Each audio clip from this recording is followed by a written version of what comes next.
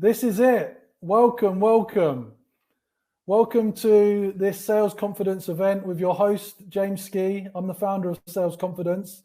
And today we're focused on ambitious account execs and account managers. Just help me out a little bit. Can you just say hi in the chat and let me know where you're dialing in from? Where you're dialing in from in the world, that'd be super helpful, just so that I can tell that you can see and hear me really clearly. So Sales Confidence is a sales community that was set up to help salespeople with their mindset, well-being, and overall performance. So we meet up about twice monthly across SDRs, individual contributors like yourselves, sales leaders, and SDR managers. And from time to time, we try and do these in person as well. So you should be in the staging area, and you should just be able to say hi. Great. Hi, Nick. Hi, Ollie. We've got a great lineup of speakers today, and I'm really excited to get you involved. Another question I've got before I kick off: what is your favorite sales tool? Pick your favorite sales tool in the browser and let us know in the chat what your favorite sales tool is, and also where you're dialing in from.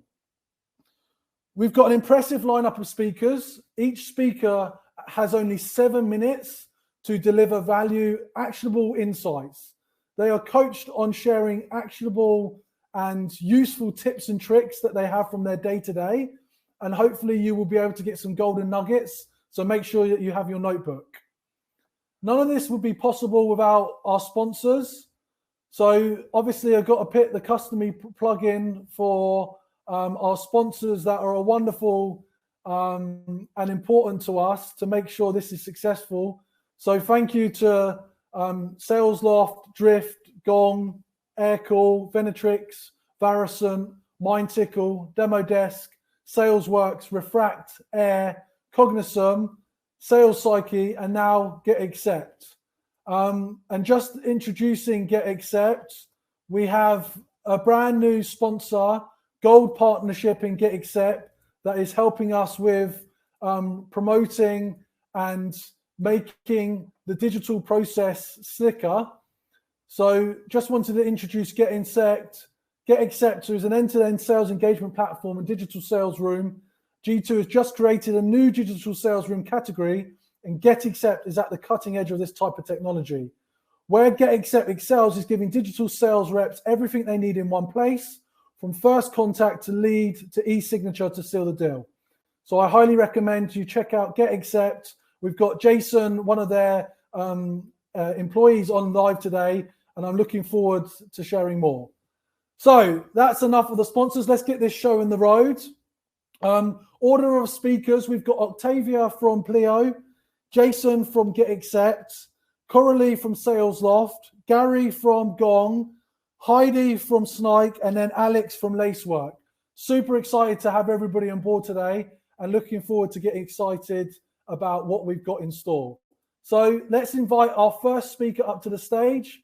Octavia, are you there? I'm just going to do an introduction, so sit tight. Good to see you. Hello.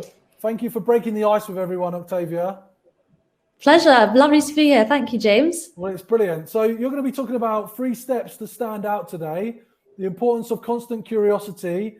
Octavia joined Pleo as a senior account executive at the beginning of 2021 after holding a role with Informa. She's multilingual and has experience with the maritime and life science industry, and also outside of work is an avid traveler and loves exploring different parts of the world. Octavia, over to you. Looking forward to your 7-minute talk. Thank you very much, James. I'm just going to go ahead and share my screen. I'll let you know when that's live. That's all good. Good. Fantastic. It's all you. Thank you very much. Thank you very much, James, for inviting me to join today. This is very, very much my first rodeo, so I hope that you'll all be kind. And if there is any feedback afterwards, I would absolutely love to hear it. I am today going to be talking about 3 steps to stand out. And these are very much 3 steps to stand out in my opinion. The reason I'm so keen to share them is that while they remain somewhat basic in what they're trying to get across, they are things that I've learned very much the hard way and are very fundamental to the salesperson that I am today.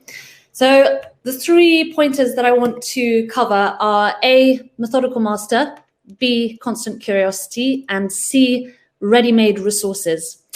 And I'm very simply going to take you through why, and then looking at exactly why these are important. So the first one, methodical master.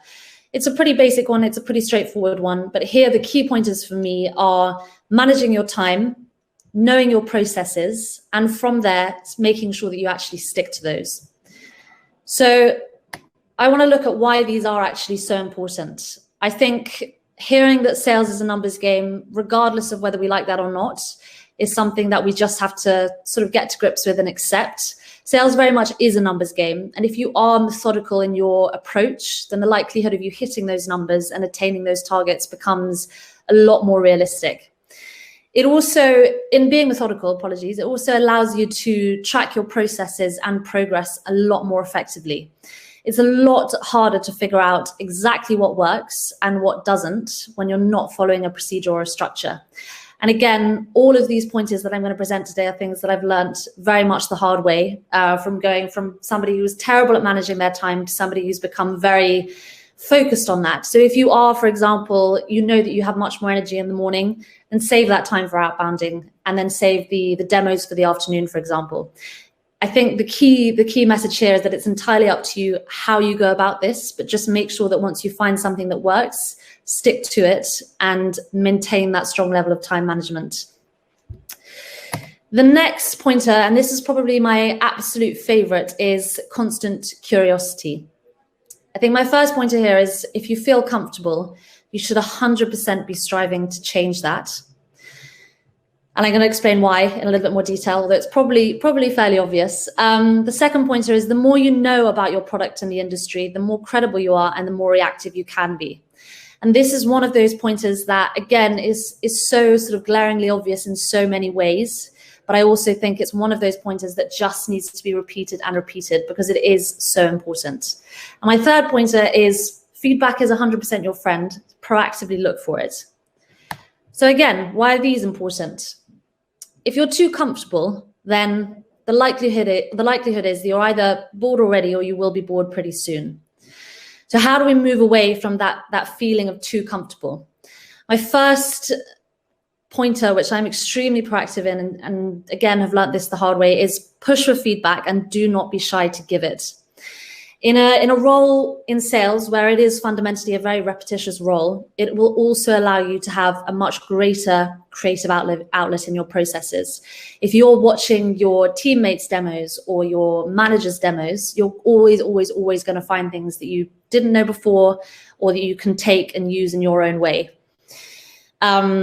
This one, I think I was quite skeptical of this one at first, but to this day, I still try and watch at least 1 or 2 demos a week. And I've never, ever not watched a demo of one of my teammates or my manager and not come away with something new to take from that. My next point is, again, an obvious one, but having a greater scope of knowledge really allows you to take a much more consultative approach to selling. It allows you to completely eliminate the feature dump. This is something I used to do, again, something I learned the hard way.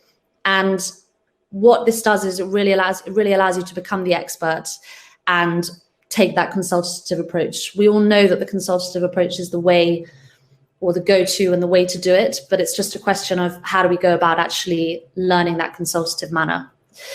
And then my last pointer on why this is so important is know and understand the process from the very beginning to the very end. And I think in terms of this, I really want to be clear that I don't mean know the beginning of my process from the beginning to the end. I mean, go that one step further. If you have BDRs that are booking meetings for you, make sure there is a level of empathy there. Make sure you understand exactly what they're going through to book these quality meetings. And if you successfully onboard a client, then make sure you're taking the time to watch demos or join the onboarding calls with your account managers. All it does is it gives you a very, very full scope as to that initial outreach, so the industry pains from the very, very get-go, right to the very moment where you're actually onboarding the product and actually figuring out how you're going to roll it out, in the case of Clio, for example, to a number of employees in the company. So that's probably my most sort of pertinent and favorite point in this sort of trio of pointers. But my last one today is ready-made resources. This is quite a new one for me. It's something that I started doing a couple of months ago. And it's very simply using the customers you have onboarded to draw in new customers. It's about using their experience, learning from it, and growing your own book from it. And it's about getting those testimonials. And again, why is this important? If you know that you're going into a demo and if you know that you successfully onboard a client, and then you're then going to follow up with a list of questions on why they bought the product, what their initial pains were, the likelihood of you wanting to build a much more authentic relationship is probably quite strong. So it pushes you to build those authentic relationships from the very, very get-go.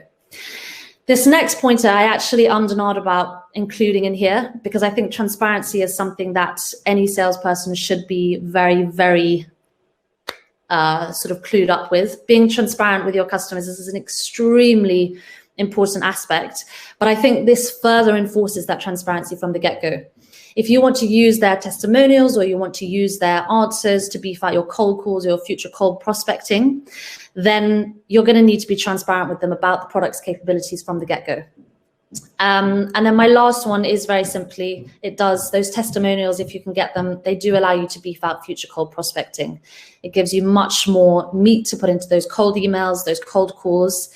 And it's the age-old thing of having those testimonials and having those referrals. I think I have kept within my 7 minutes, I'm hoping. My manager told me I'm much too much of a chatter to manage it, but I think I've done it. So thank you, James. Well done, Octavia. That's a great way to start. I really appreciate your efforts pulling this together. Well done. Good job. Thank you very much. Thank you very much. So up next, we've got Jason, who considers himself the sales doctor. He's a sales leader with a passion for helping individuals reach their goals and businesses to sell more effectively. Right now, you're dialing in from where? I'm in Mallorca in Spain right now. So I've got my holiday shorts on as well. Love that. I love the commitment to sales confidence, and thank you for your passion and support for encouraging GetAccept to be a sponsor. So you're today going to be talking about being your authentic self in sales, and letting your authentic self inform your sales methodology, and using your unique voice to be part of your personal brand. You've been effectively leading the growth of GetAccept into new markets. So I'm really excited to hear what you've got to say. Thank you, Jason. Awesome. Thank you, James. Thanks for having me. And I just want to say, 7 minutes isn't enough. I could speak for 7 hours. And I just want to say I'm really, really excited to share 3 things that if you can take just one thing, I think it's going to really, really change how you're selling if you're not already. What I'd say as well is if you want to connect with me afterwards, please do so. You can find me on LinkedIn very easily. 3 tips. Number 1, be yourself, be authentic. It's okay to be you. You know, we are individuals. And I think when we can express ourselves and almost try not to conform with the status quo, that's when we can really dive into some really, really good success and some really long-lasting success. There's a real expectation that as sales reps, whether you're an AE, an account exec, a sales leader, whatever they're going to call you, there's a real expectation you're going to conform to a certain way of selling, a certain way of being to get that number, to get that sale, and to get it through to the close. So what I want to share with you is it's okay to be authentic, and it's okay to maybe, be a little bit different. If you can lean more heavily into just being you, that's when not only will your authenticity really, really stand out, but also you'll be legitimized as a professional sales rep. It's more difficult to lie or pretend or try and act a certain way. It's much easier to simply be yourself. So I can't give you an answer as to what being yourself is, but what I want to give you today is an exercise to do in your spare time. Find your creative space, whether it's an iPad or a sketchbook or I don't know, back of a cigarette packet, if any of you are still smoking today. And I'd say this, write down your top 5 strengths that you have with little to no effort as a sales rep.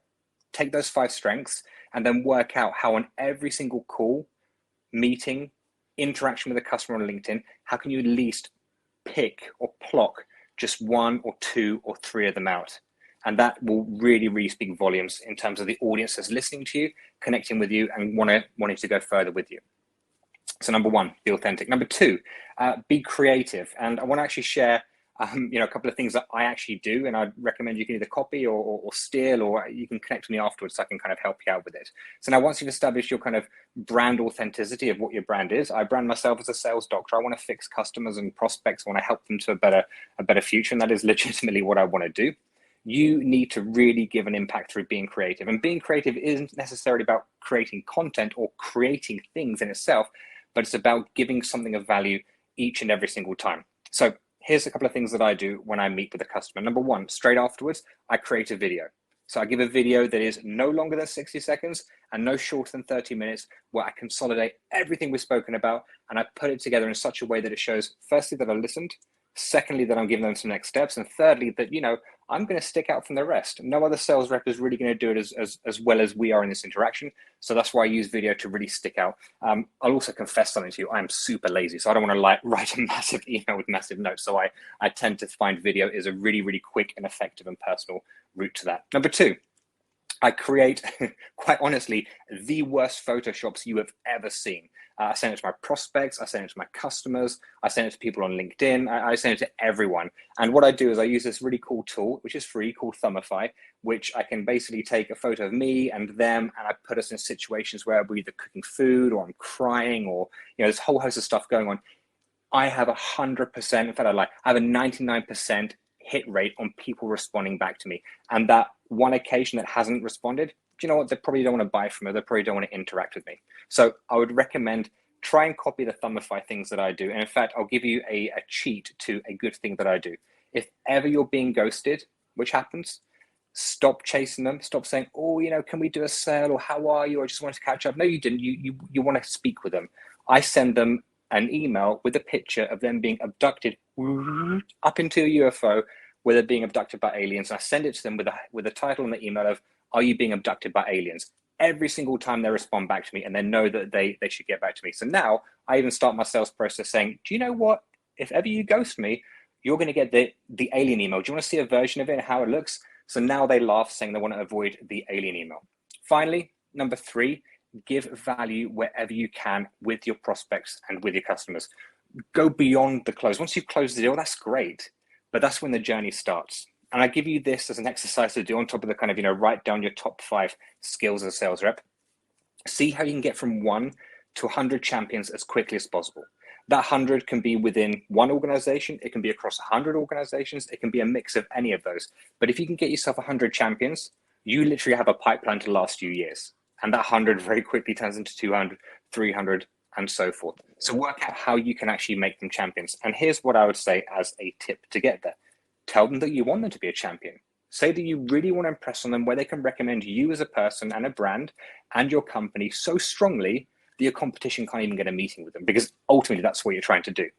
And if you want to get to that kind of, that juicy center, that is important to them, ask them this question. What is value to you? What is value to you, Mr. or Mrs. Customer, and how do I give you that? It could be pricing, it could be timing, it could be a whole host of other things, but once you know, store it in there and make sure that every single time you are delivering to them, you are delivering on the value to them. And if you don't know what the value is because you haven't asked, give them something. Have your white papers in your back pocket. Have some stats that you're ready to give them at the end of your discussions. Give them something at the end of your time that they didn't know before. And that's the least you can leave them with. You've actually given them something of value. So quick rundown, be authentic, be yourself. It's okay. You're an individual, as am I. So just lean heavily into that. Write down your top 5 skills that you can really expand on and impress every single time with a little effort. Number 2, be creative, but don't be creative and create lots of content, but be creative and give yourself some shortcuts. So try video, 30 seconds, 60 seconds. It doesn't take long. Do some really, really bad Photoshops. Super easy to do. Takes me 5 seconds each time. Gets me meeting bookings, gets me next steps, and it makes sure I don't ever get ghosted. And thirdly, give value every single time, either the value they have for them or the value that you give to them, because you are the best sales rep they ever come across. And that's where I'll end. 7 minutes, over and out. And thank you for having me, James. Excellent job. Love that you've done and delivered that in your shorts. I was just thinking in my head, what would be a funny image of a GIF that you could put together with you dancing in Tenerife in your shorts. But it's all good. Thanks for being on, and also thanks for your support. And we look forward to you coming back on the panel later. Cool. Awesome. Thanks. So next up, we've got Coralie, who is an account executive for SalesLoft. She is, I'm just going to invite her up onto the stage. She's going to be talking about exceeding your customers' expectations and your target.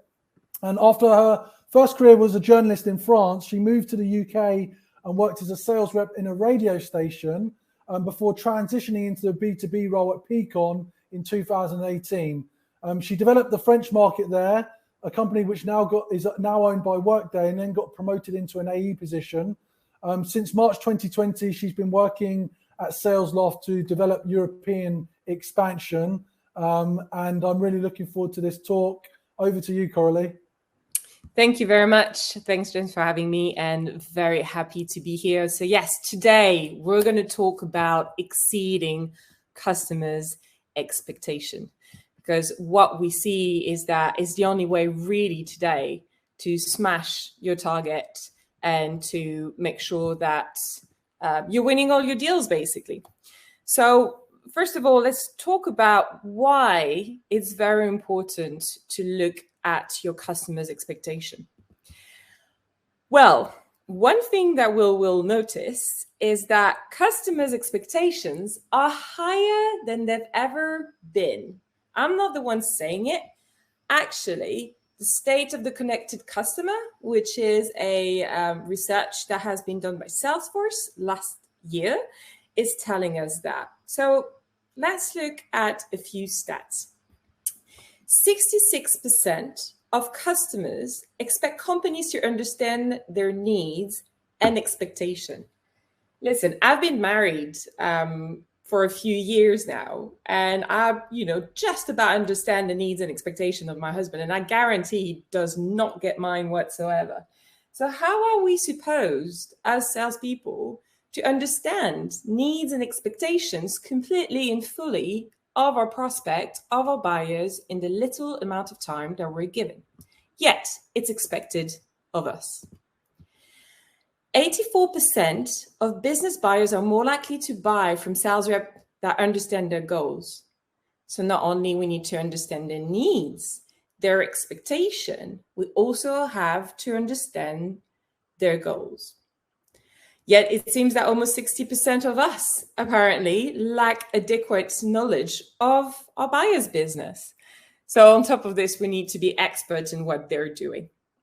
And I don't know you, but although I do spend some time with my prospects and my customer, I don't really have all the time necessary for me to be able to have this full understanding and deliver the sales expectation, the sales experience that they want.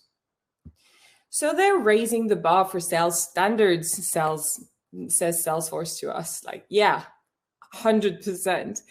They want the same experience that when they're buying for themselves. And they put a little bit of pressure on us as well. They're like, you know what, guys, it's easier than ever to take my business elsewhere. So if you're not delivering the sales experience that I'm expecting, I'll just go and see your competitor. I'm sure a lot of us on this call are selling SaaS products, very competitive markets. So we have to be really good. But there's one thing which is very important, and this is something that we've already spoken about today, is that they seek salespeople who act as trusted advisor. And this is what we're going to look at today. How do you become the ultimate trusted advisor to the point that you really have no issue in closing a maximum of deals and making sure that you get all the information that you need from your prospect? So I'll give you 3 key areas that you can work on in order for you to become that ultimate trusted advisor for all of your prospects. Obviously, you're going to seek to understand their goals, their needs, their expectations, but because you can't dig, enough sometimes in their needs, goals, and expectation, you need to build something that's going to help you in all of your deals. First thing, expand your knowledge. Become that Mr. or Miss Know-it-all. If you're selling a product, understand the technical ecosystem. If you're selling services, understand exactly how it impacts people and processes. So the technical ecosystem might be, what other products are we going to plug in? How is this going to impact them? What are technical options? And try and have, if you can, engineering thoughts. Hey, this is the workflow we can have. These are the options that you can do. This is how different customers have actually plugged these things together. And don't only think about your own product, but all of the products that might be in this tech stack. The people and processes will be impacted. Who exactly will be impacted? You're selling to sales. Very likely the marketing will be impacted at this point as well. If you're selling to HR, there's certainly pretty much everyone in the company that's going to be impacted. If you try and understand how everyone will be impacted by the choice that the people that you're talking to are going to make, it's going to help them navigate internal conversation. Finally, industry knowledge, super important. If you're selling in specific verticals, try and understand what the competition looks like. What's the innovation? What's the biggest threats? What's the biggest opportunity within this industry? Because that is something that you can easily speak to when you're talking to any of your prospects. One of the key things is to challenge them, right? So we talked about consultative selling, and this is pretty much what we're doing. And one of the key ways to consult really is to audit and then tell them what to do, challenge them. So think about their goals, their process, and their results. And certainly, you're an expert in what you're doing and the value that you're bringing. So you should be able to say when something is not good. Obviously, you want to be tactful. So one of the ways that you can do that is use questions. Oh, okay. How did you come up to this number as a goal for you? And why was this process put in place? And why is the result that you're expecting? Do you think that how does this compare to a benchmark within your industry? Then use customer stories. Tell them how other people are doing things. Tell them how people are seeking for better or using different processes that are making them much more efficient. I don't know if some of you have read The Challenger Sell, but it's a sales methodology that is teaching you about how you can become that challenger sales and really smash your target. Teach, tailor, and tech control is the 3 T's that are coming through the book. It really is here to help you understand what you need to do in order to be that challenger sale. So teach your prospect, tailor your pitch to them, and take control of that conversation. And really, it's just what's left for you is to smash it, because 40% of high sales performers primarily use that challenger style. And high performers were more than twice likely to use that challenger approach. People just want to be told what to do. Finally, one thing which is really important to kind of get all of this and tighten it all up together is to build your network. The more people you know, the better it is. Identify the key players within your market, the influencers, the key logos, the power users of your product, and nurture these relationships. Try and understand what they need. What are they really, really good at? What are they expert of? What are the questions that they tend to ask or the ones that they tend to answer? Add them to nurturing cadences if you do have a cadencing tool. Create these engagement processes that will make sure that you stay close, you stay tight with these customers, with this prospect, with these people within your network that you can use. Because one thing which is amazing is when you introduce your prospect to current users, or you introduce your prospect to another prospect which is going through the same internal transformation or a question about the way that they're changing their process. This is where the power of you just becomes really real. Because remember, you know a lot and you've been able to consult because of your knowledge. You've challenged them in their current state and the objectives and the process that they have. And now what you're doing is that not only you have become a trusted advisor, you're also saying like, hey, you know what? Don't take it from me. I actually know loads of people that are going through the same thing than you are. Let me connect you. So as a quick recap, if you want to exceed your customers' expectations, which are incredibly high, know it all, challenge them, use your network, and become the ultimate trusted advisor.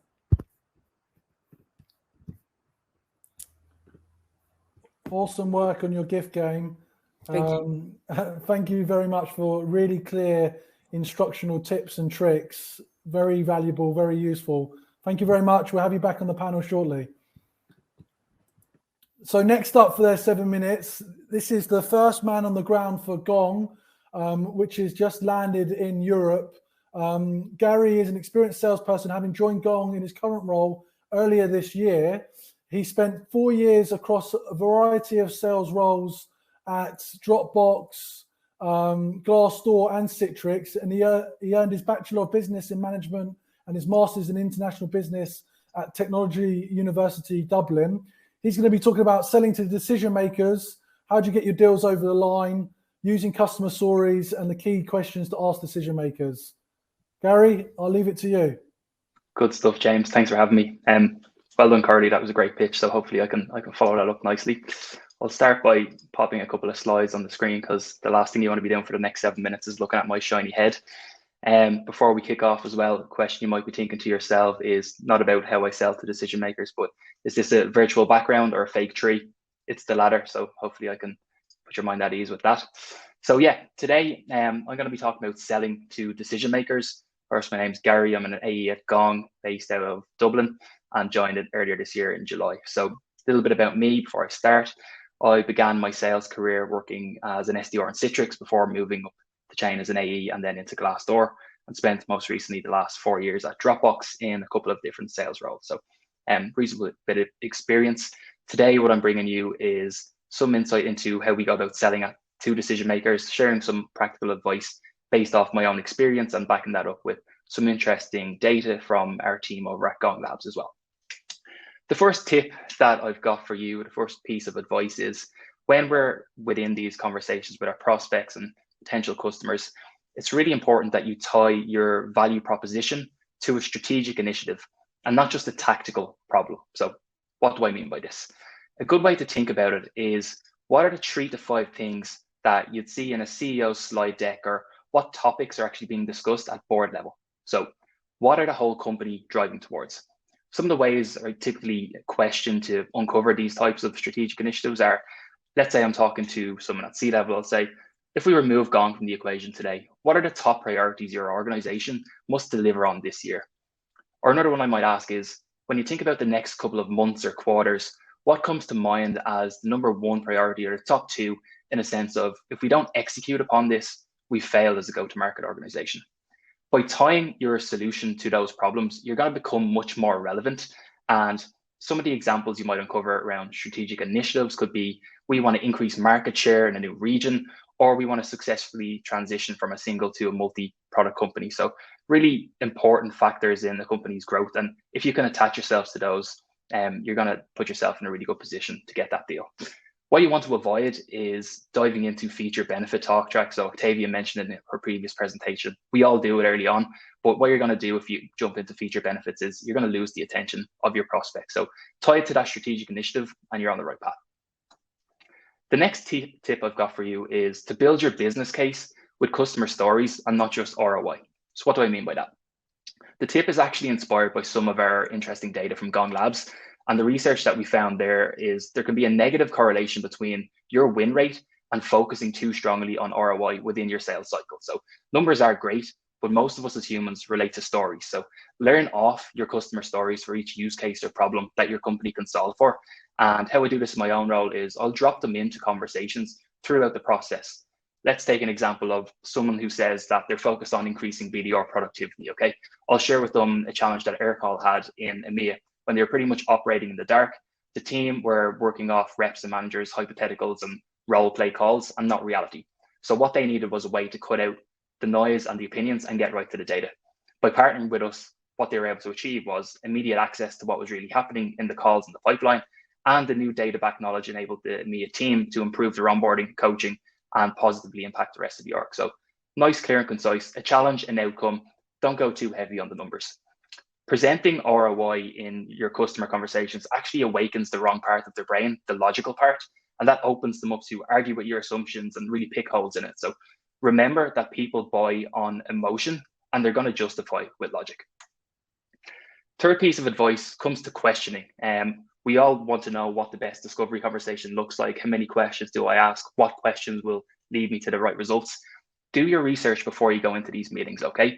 We analyzed thousands of sales calls with the C-suite in particular, and we looked at close rates compared to the number of questions asked by the seller. The outcome, less is more. Asking too many questions actually decreases your win rate. Essentially, once you get to 8, you hit a significant decline in win rate. The golden number is being 4. So there's an expectation that you come to the meetings prepared, and you don't want to end up making it feel like an interrogation. It's also good to remind yourself that even 15 minutes to chat is a tall order when it comes to selling to senior leaders. C-level execs' calendars are going to be back to back. You're lucky if you get those 15 minutes. So when you get that coveted time, don't waste it. Focus on what they care about most so they can give your deal the green light. And there's 3 questions that you should always be prepared to answer that are going to be top of mind for your DMs. The first one is, how does this deal affect my strategic goals? Tying back to the first piece of advice. What's the time to value for your product, platform, offering?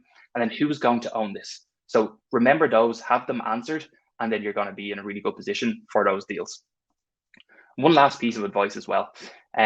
Something that I've learned recently is around understanding the difference between role and title.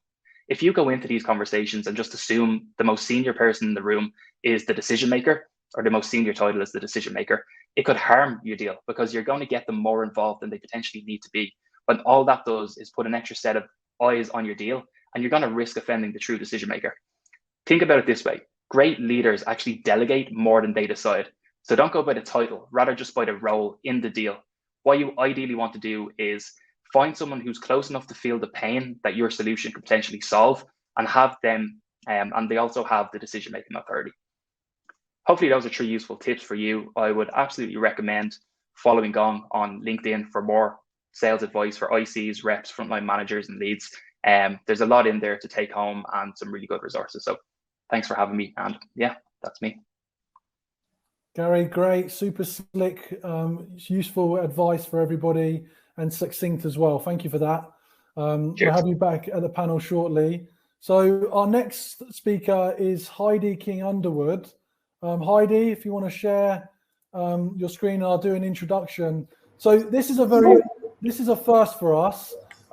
This is the first time we've invited a friendly recruiter onto the call, and that's because Heidi reached out, like many of you do in your day-to-day prospecting, with a video to highlight that she should be someone that should share with you some insights on how to empower your personal brand and grab the recruiting team attention, whether you're looking or not. And it doesn't matter. The challenge with sales is it's an up and down roller coaster.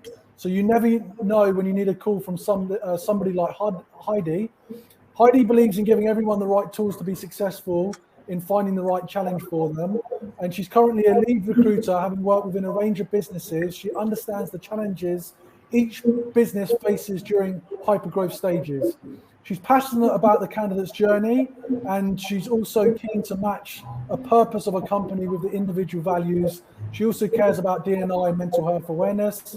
Heidi, I'm going to hand over the mic to you. Thank you so much. Can I just ask, am I back to front with my presentation? I don't think so, are you?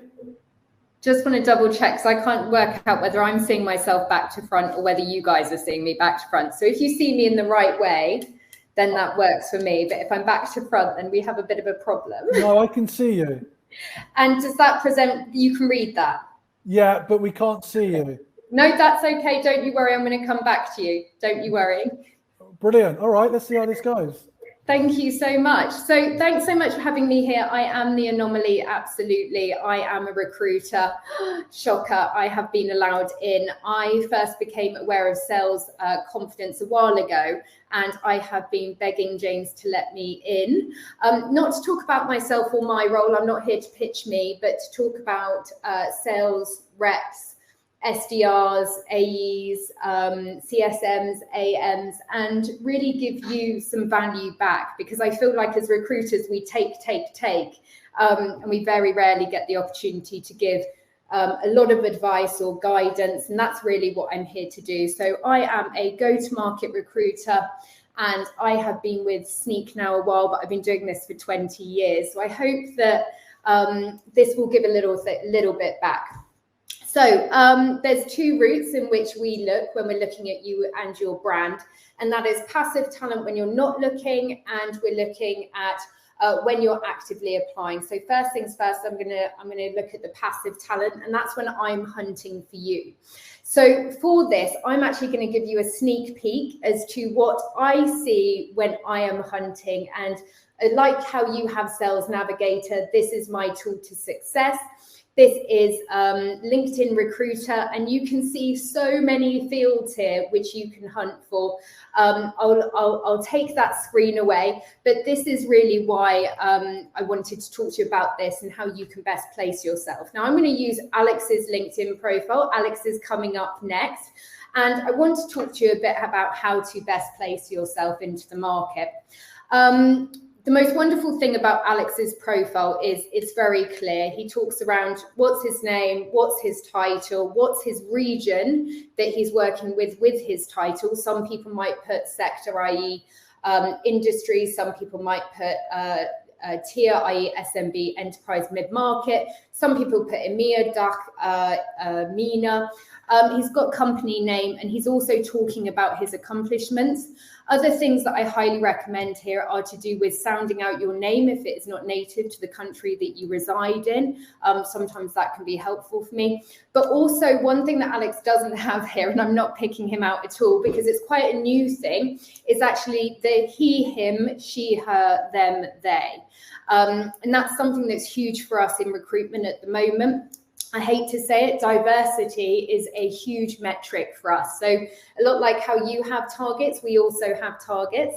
And right now, if you put she, her, or them, or they, it is a huge pronoun that we are currently hunting for. One great thing here is that we have the subject line 2 times LinkedIn top voice. He's talking about his achievements. The location is fantastic because for me as a recruiter, obviously most people are remote these days, but I might be hiring in Germany, I might be hiring in the United Kingdom, I might be hiring in Israel.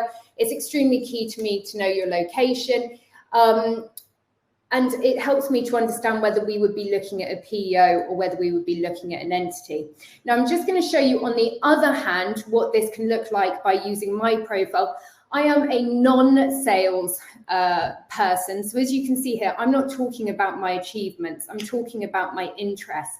This is the key differentiator that we find between sales personnel and people who are from any other area, is salespeople. If you're talking about your achievements, it's the biggest magnet for us as recruiters. We're going to be keeping an eye on you. We're going to watch your progression. We're going to see which way your career is going to go. And that is a huge, huge turn on for us, is just that immediate top piece. Next thing is, are you making it easy for me? Yes, recruiters can be lazy.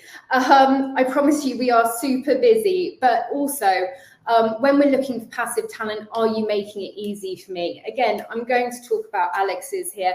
This is his about area, and the about area just sits slightly lower. It's your first paragraph on your LinkedIn. And it's really going to tell me, what do I need to bring to the table to attract you into a conversation? And you can really see here, Alex is phenomenally placed his. Number one, you can tell immediately that says he wants to build a strong reputation. Number two, he really wants to be that overachiever. And number three, you can tell that he wants to be a mentor. If I am not going to tick these boxes, I know instantly I should not be reaching out. But also what he's telling me is, wow, you are really putting yourself out there. You're that leader that I really want to be engaging with. You're hugely attractive to me. If I'm looking for a hungry leader who wants to be visible in the business, but wants to be visible in our industry, you're the one that I'm going to want to be hunting. And whether I'm able to secure him at that point or not, I'm going to be keeping an eye on his profile and wanting to have touch points with him. Another thing, again, we're going to go back to the achievements. Are you actually shouting about your achievements? And this can be, again, from SDR through to AE, through to sales manager, account manager, CSM, is, are you talking about your promotions? But are you talking about your quotas? Again, Alex has done amazingly well here. He's broken down, right, what is my quota? Is it an ARR, an ACV, MRR, TCV? He's also broken down his quarters, which is hugely important to me. I say this quite a lot. one person's enterprise is another person's SMB, and it really does balance out with different businesses. Again, with AMs, are you doing retention or renewal? SDRs, how much are you contributing to pipeline generation? Put your information on your LinkedIn. It is what is going to make me come after you. After this, one other thing I would say, please do put languages on here. For me, I will hunt for DACH region, but if I can't find people with DACH experience, I'll be looking for people with German. If you have attended certain universities, I personally hate this. I will never, ever search for a school or a college or a university. I don't believe in elitism, but some hiring managers will want us to search for that. I won't, I'll ignore that request. But just in case, please do put down those educations. And also your interests, you'll see that I'm a stem cell donor. You'll also see that I support Wrap Up London. It might be that your interests are STEM, LGBTQ+. These are amazing opportunities for me to come at you and say, well, Sneak has a resource group dedicated to this, or we donate X amount. It's an interest which for you may bring you forward to go, actually, this is the kind of place that we want to work. So just to recap, subject line, talk about your accomplishments, talk about your location, do the quick intro on what interests you so that I can tailor to you. Talk about your regions that you've covered, talk about your quota, break it down by queue, talk about retention, renewal, pipeline generation, SQLs, whatever that bit may be. Also put on your languages and your recommendations. Now, when you're applying, I know I'm coming close to time and I know James is going to cut me off. So resume, please make it the same as your LinkedIn. Have them so they're almost twins. Never send in a PDF CV. A lot of our ATSs do not translate and cannot view PDFs. You will automatically get rejected. It's not our fault, I promise you. It's just that if we can't see anything apart from a white page, we will not be able to tell who you are. Always send in Word document, tailor it exactly the same as you have with your LinkedIn. Also, some other elements here that can really help you is add metrics. The most powerful resume are the ones that can prove the revenue or the value that you've added. Other areas of where you can really shine is apply for awards, sales confidence, top 50. I hope you're all applying right now. You've got the cutoff at the end of the month for your nominations.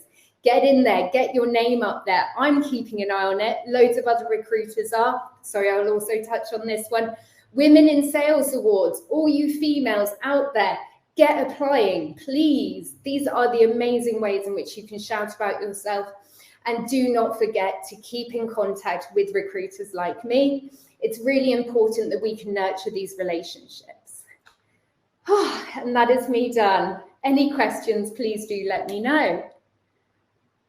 Heidi, that's a world first, I think. 4 years, wonderful to have you on and give that advice in also such a classy way. I've never seen anyone deliver a Prezi on Hopin, so well done on that. It worked really well. And we'll get you back in a second, and you've already given him a good introduction.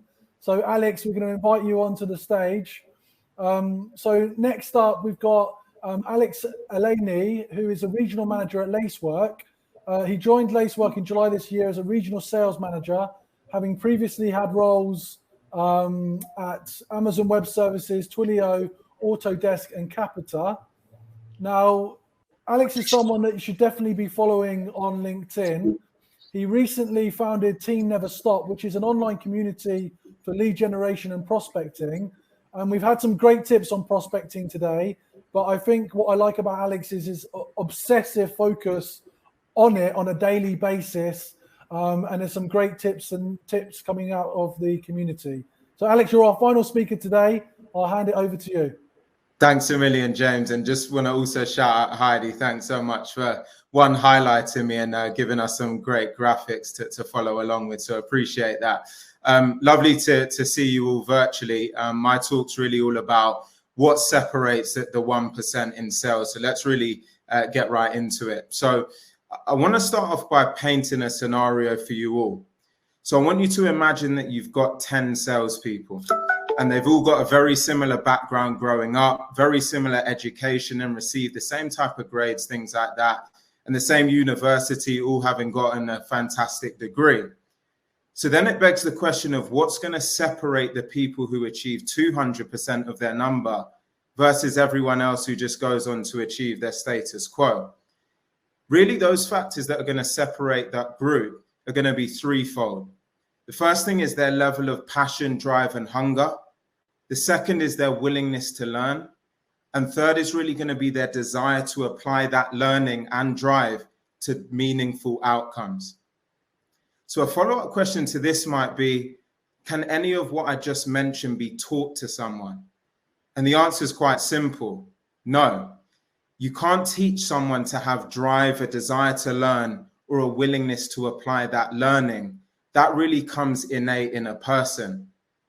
But the question then might be, can any of that be ignited or re-engaged? Absolutely it can. A person can have a level of desire deep inside, but may have fallen by the wayside for a number of different reasons.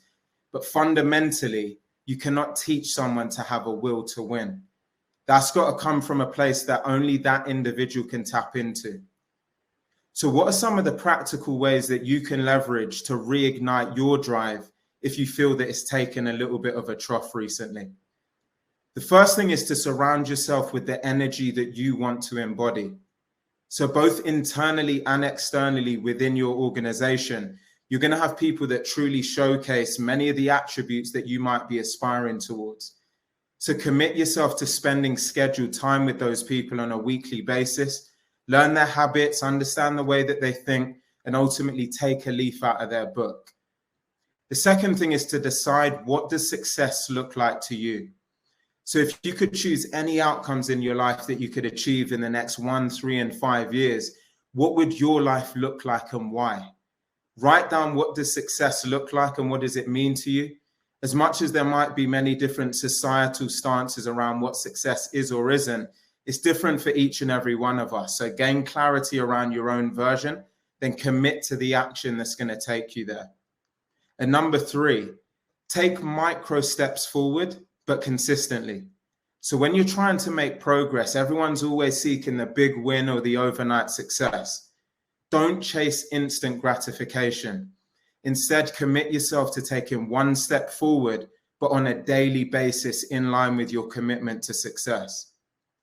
Now, I've been in sales for almost or over 10 years now, and I've been fortunate enough to come across thousands of salespeople over that time. And of those thousands, the mass majority simply just meet the bar of expectation. They don't raise it. And elite performers are committed to becoming 1% better each and every day. They wake up with a clear why. They understand that there's a fine line between success and failure, and that sits firmly within their hands.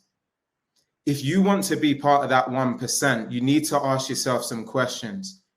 What is truly driving you? Why is it driving you? And what are you willing to do each day to take a step closer towards the outcomes you say that you desire? Because if I ask all of you watching this right now, if you're motivated and ambitious, 9 out of 10 of you are going to say that you are. But then when times get tough or you're behind your number or things aren't going your way, many of you would fold. The great thing about everything that I'm saying here is the fact that you have a choice, and you have a choice every single day to wake up and meet the bar of expectation or to raise it. You have a choice to be disciplined, to be organized and eliminate distractions, or to let your day run you. You have a choice to dedicate time to your learning, growth, and development, or to let the top performer at your company prioritize it whilst you sit and watch another episode on Netflix. In the words of the late, great Kobe Bryant, the moment you give up is the moment you let someone else win. So you need to decide, what do you want to be known for and who do you want to be? Because becoming the best at anything is not an entitlement. It's simply the sum total of every micro action and micro decision that you take on a daily basis. We all get one shot at our lives and one shot at our careers. Don't leave anything on the table. Choose to be great. Alex, superb. A lot to take away from that about considering what it takes to be great. And I love the focus on micro actions impacting the future that you want to create. Can we invite some of the speakers back to the stage? Can you share your screen, speakers? I think I can only hold on 5 at a time, so it might be first come, first serve, and then I'll get the rest of you switched on as well. This was amazing today. Thank you very much for all of your presentations and talks. Really, really exciting. So this is the chance for everyone in the audience to ask some questions. I'm just going to start with an easy one for everyone on the sales side. What is the tactic, a tactic that has been working for you right now in prospecting? So we've shared a few, and you might want to share the same again, but what is a tactic that has been working for you in prospecting right now? Calling twice. And how does that, when you say calling twice, is that straight one after another on immediately calling twice, or twice in a day? Like, can you just explain a little bit more what you mean? A silly thing that actually comes from the Wolf of Wall Street, but guess what? It really works is when you're calling someone, you don't pick up the first time, don't leave a voicemail, try and calling again right after. People pick up like 50% of the time. That's a great tactic, and especially as we're calling more mobiles these days, it gives people an opportunity to double check their phone and actually give you an opportunity to hear from them. Anybody else? I would just add a point around that. I know there's a ton of talk about the right or the best channel at the moment. I'm a big believer that really a lot of the channels, they all do different things well. But more than anything, James, it's just about having a clear cadence around having up to 8 touch points or in and around that kind of number, and doing that across multiple threads, with a kind of 2 to 3 day split. Whether you choose to pick up the phone, send an email, send a LinkedIn message, it's difficult to go and say one of them is the latest, greatest, best thing right now, but it's more so having that consistency where you can track that activity. And get up towards that number, which is, often where you would have seen an actionable next step. Great. Anybody else? Yeah, we've been having quite a lot of success with LinkedIn voice notes. It seems to be on the team. It seems to still be quite a new sort of niche thing that people pick up on. So that's one to definitely try out. Amazing. Next question is to each of you. What do you think has made you successful? What one trait has made you stand out? So Jason was talking about highlighting your strengths earlier, and I'm just curious to know, what is the one strength that is like your superpower that makes you stand out in your role? Heidi, you're on mute. I'm so sorry. Can you repeat the question? Yeah, I was just asking, what is the one strength or the main strength that makes you stand out in your role? In my role, I think it's how friendly I am. If anyone has ever spoken to me who is in the audience today, or if anyone has ever had a screening call with me, they will know that I just exude love. I can't help it. If anyone ever goes through a screen with me, all I want to talk about is how amazing they are, and I don't let anyone put themselves down. That is the biggest strength that someone should have, is being able to call out other people's positivity. Love that. Yeah. Who else?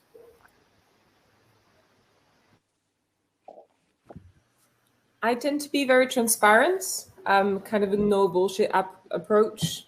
People are very worried sometimes about salespeople and how, we can be good at what we do.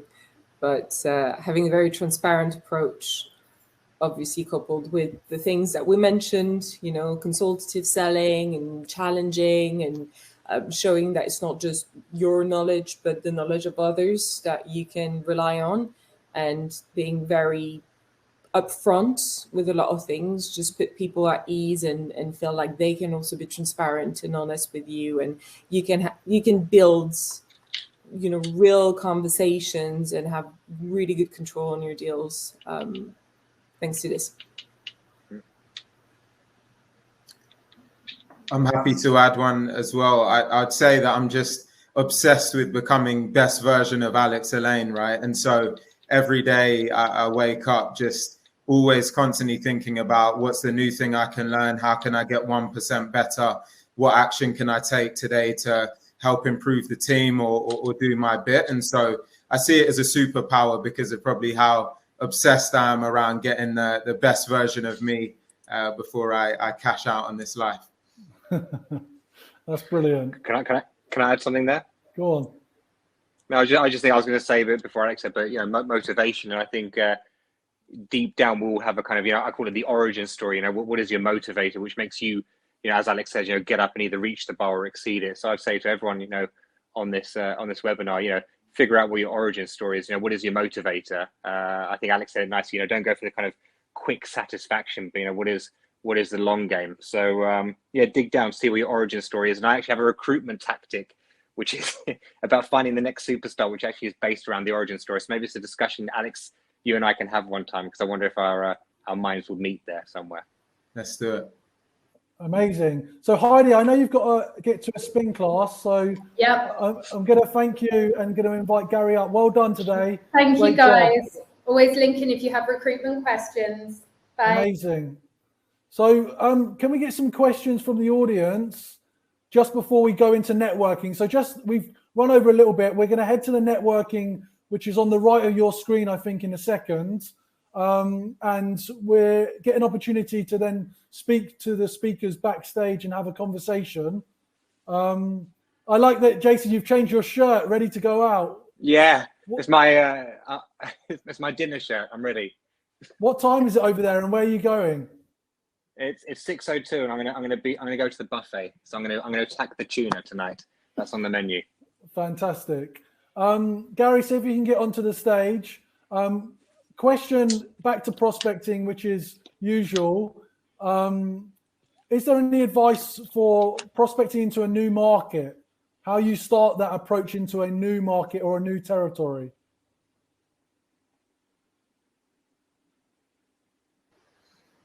Happy to jump in. I don't want to jump in on all of them, but don't want too much silence. So I would say when prospecting into a new market, step one is to try and tier your accounts in some way, right? And so I often like to keep it simple, having the concept of let's say your gold standard tier 1, tier 2, and tier 3, and then balancing out the amount of personalization you'd have, which would be heavier in tier 1, and then leveraging automation in your second and third tier. But you can't tier until you get super clear on your ideal customer profile, right? So to whoever asked that question, spend a lot of time working out where you can play to win. What are the characteristics of the organizations and personas that are buying what you're selling?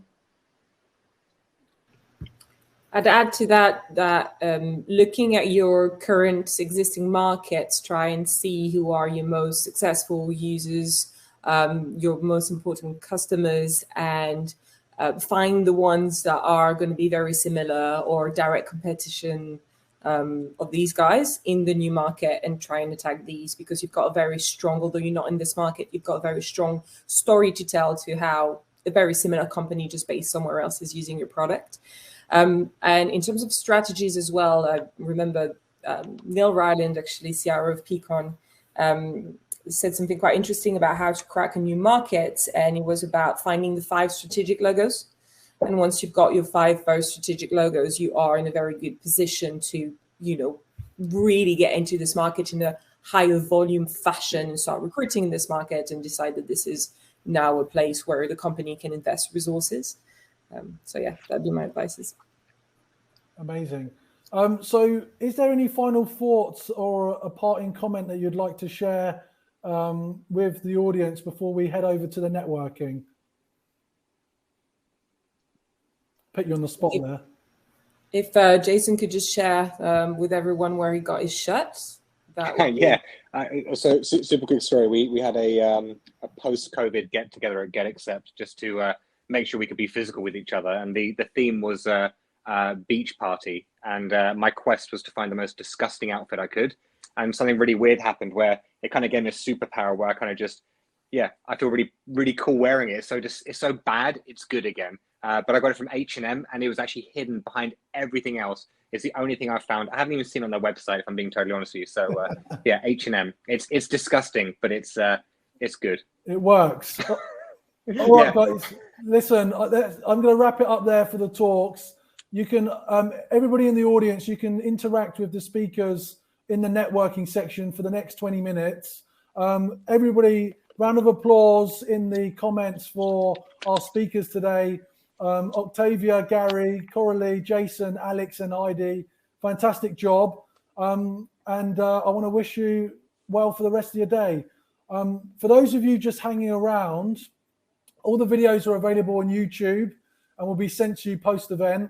And also there is a membership area that you'll get emailed about. There's a sales confidence membership that I'll share with you, which means that you can actually orientate yourself and search all the 4 years of content that we've ever shared. So I recommend you check this out. If you're still getting onto if you're still going over to the networking in a second, I just wanted to highlight the sales confidence membership area, which basically gives you free content on confidence skills, sales skills, and how to leverage technology. We support all the SDRs. So if you've got an SDR in your team that you're supporting, you can work with that SDR. And as closers, as AEs and AMs today, there's a specific section for you, which is about building territory, understanding target buyers, managing the sales process. And anything that you're wanting to learn more about, because we've been doing this for 4 years, from prospecting to outbound sales, is available, and you can search the whole directory of content on here. So I just wanted to highlight that before you leave. You'll get an email about that, and that's the Sales Confidence membership, which is free to access, and you can upgrade to VIP if you want. Thank you, everybody, for joining. I'll be in the networking for a chat, and have a great afternoon and evening wherever you are in the world.